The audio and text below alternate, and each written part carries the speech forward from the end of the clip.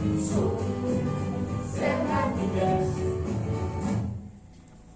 Kaixo, gaur euskara ikasten 5. saioa egingo dugu. Eta zer ikasiko dugu gaur?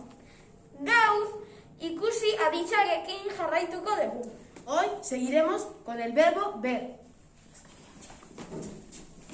Rocío, ikusi al dituzu Frank eta Xavier? Ez ditut ikusi. Kaixo!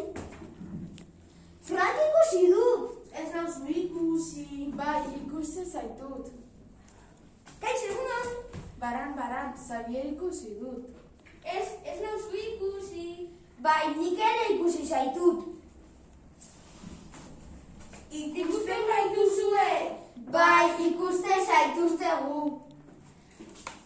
Ikusten gaituzue.